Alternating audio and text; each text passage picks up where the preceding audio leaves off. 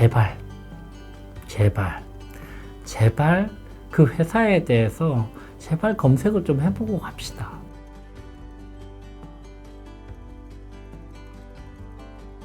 안녕하세요. 협상가 류지연 변호사입니다. 오늘은 여러분들께서 면접을 볼 때 특히 이런 부분들은 꼭 주의를 해야 된다.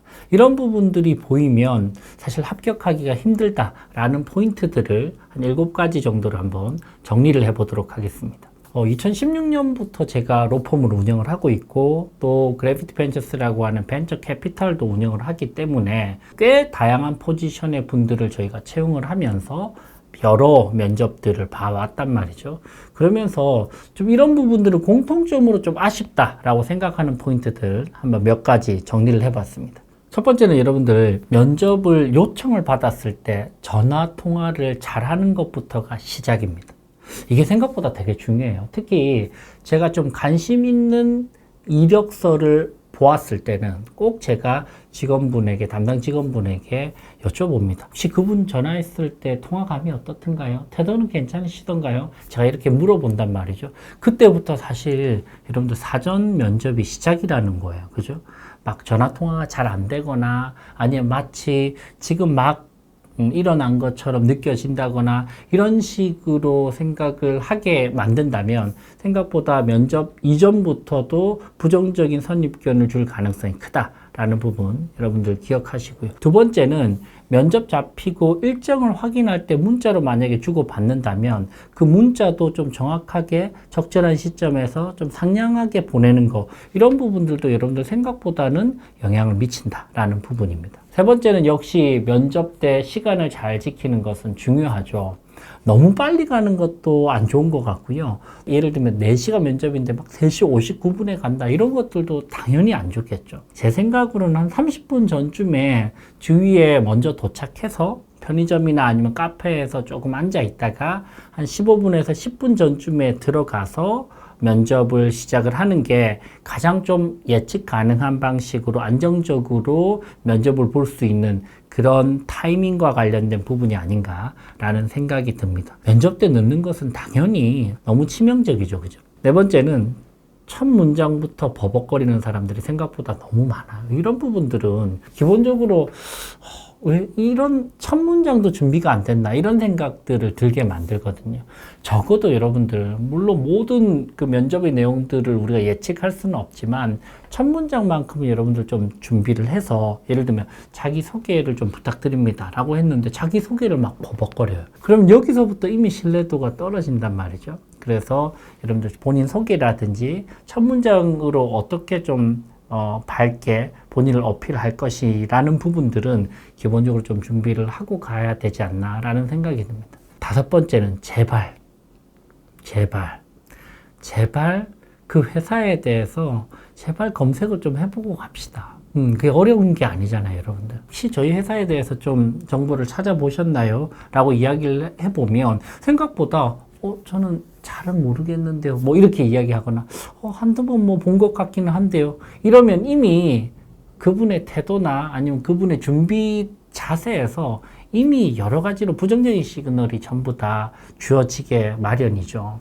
그래서 여러분 이동하실 때 그죠? 여러분들 적어도 뭐 걸어가시거나 지하철 타고 가시거나 택시 타고 가시거나 이동하실 때 5분만이라도 이 회사에 대해서 좀 구체적으로 찾아보고 최근에 어떤 분위기인지, 최근에 어떤 뉴스가 났는지, 매출은 어느 정도 되는지, 어떤 부분에 좀 집중하는지에 대해서 조금 우리가 살펴볼 필요가 있다라는 부분입니다. 여섯 번째는요, 질문을 할 때 제발 첫 질문부터 혹시 야근을 하나요? 아니면 혹시 출근 시간보다 지나치게 빨리 오라고 이야기하시지는 않으시나요? 라는 식으로 첫 질문부터 아주 방어적인, 아니면 본인 위주로만 생각하는 그런 방식의 질문을 던지는 것은 별로 좋지 않은 것 같아요. 예를 들면 그 회사에 대해서 궁금한 점, 아니면 인터뷰어가 이야기를 하면서 이런 부분들은 제가 좀 호기심이 간다 라는 부분에 대해서 묻는 것은 괜찮은 것 같은데, 첫 질문부터 혹시 야근은 있나요? 이렇게 생각을 하면 무슨 생각이 들까요, 여러분들? 이 사람은 너무 좀 본인 중심적으로만 생각을 하겠다라는 생각들이 들 수 있다는 것이죠. 그래서 물론 그런 질문들을 하는 거는 괜찮은데 질문의 타이밍상 너무 첫 질문부터 그 질문부터 하면 이 사람이 과연 좀 중요하고 어려운 일들이 있을 때 같이 한 마음으로 이 문제를 해결해 나갈 수 있을까? 우리 편이 될 수 있을까에 대해서 의문이 들기도 하더라고요. 마지막 문장은 역시나 없는 것보다는 있는 게 더 나은 것 같습니다. 많은 분들이 저도 면접을 볼 때 혹시 마지막으로 하고 싶으신 이야기가 있나요? 라고 이야기를 할 때 저는 괜찮습니다. 됐습니다. 이것보다는 그래도 좀 정리된 느낌으로 그리고 한 번 더 좀 단단하게 본인에 대해서 어필을 한다거나 아니면 한 번 더 뭔가 인상적인 메시지를 짚어주는 분이 확실히 기억에 남습니다. 그죠?